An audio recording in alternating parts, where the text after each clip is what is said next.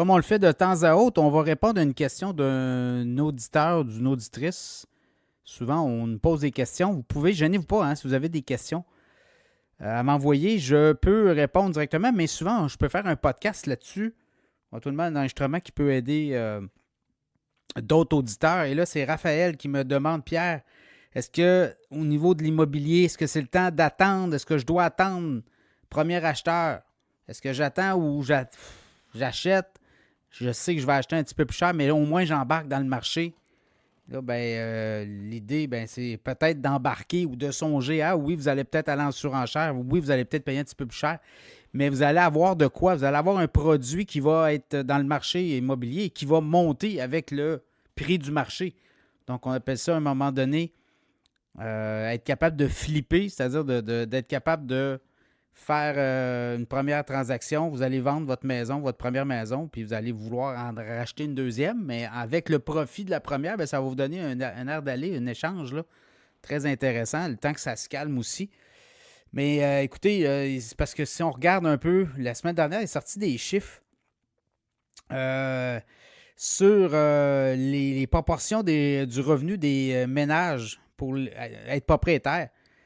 Et à l'époque, en 2019, au Québec, c'était autour de 24 %. On est rendu à 34 % du revenu brut. Du côté de Montréal, c'est 34 % en 2019 et c'est rendu 48 %. Donc, vous voyez, là, c'est rendu que ça coûte très cher et on ne voit pas de comment ça va arrêter. Là, je regarde les prix des maisons au Québec, autour de, là, prix moyen, autour de 400 000 $. Et c'est peut-être plus élevé dans la région de Québec. Puis à Montréal, c'est autour de 600 000, 650 000.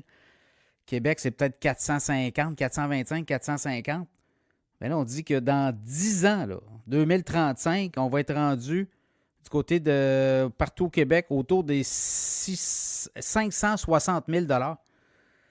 Donc, ça va beaucoup augmenter. Là. Ça va augmenter d'à peu près 150 000 $ pour acheter une maison moyenne. Et à Montréal, on est rendu à 616 000 et on dit qu'on va être tout près d'1 million, là, 956 000. Et ça, c'est évidemment s'il n'y a pas de surenchère et que si on construit assez de maisons. D'ailleurs, on dit que d'ici les 10 prochaines années, pour arriver à répondre à la demande qu'on avait en 2019, l'offre et la demande, c'était équilibré en 2019 avant la pandémie et avant la vague massive d'immigration au Québec. Bien, pour revenir à 2019, il faut doubler le nombre de constructions de logements chaque année au Québec pour les 10 prochaines années. Donc, les prix vont continuer de monter.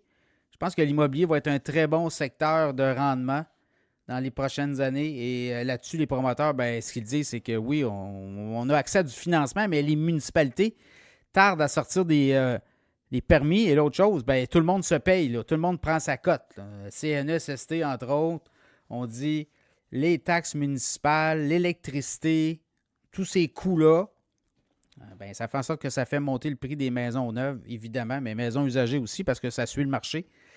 Donc, conseil à Raphaël, si tu as acheté, essaye d'acheter au plus tôt. Achète un condo, au pire, tu le revendras dans 2-3 ans, il va prendre de la valeur. Donc, tu vas aller chercher ta plus-value là. Si vous êtes deux, vous allez gagner. Si vous voulez acheter en couple, évidemment, il y en a qui vont acheter seul, il y en a qui vont acheter en couple. Parce que là, on se rend compte, les gens vont en logement, payent un logement de 1800, 2000, 2200, 2400 $. Ça revient quasiment à un paiement de maison.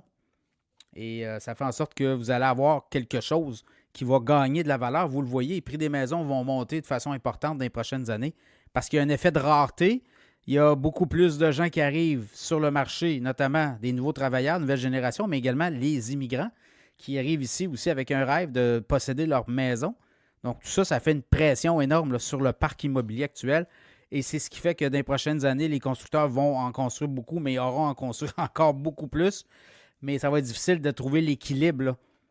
À moins qu'on couperait l'immigration complètement. Mais là, le danger, c'est que le Québec, on décline, on ne fait pas d'enfants, vous l'avez vu. Sans la part des immigrants au Québec, on serait négatif. Là, on serait en solde négatif au Québec.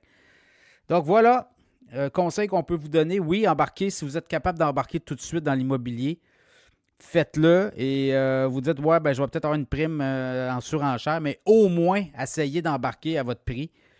Et vous allez pouvoir progresser comme ça et peut-être même revendre, racheter, revendre comme ça 2-3 fois. Et là, vous êtes capable de vous faire un très bon fonds pour éventuellement vos vieux jours. Voilà.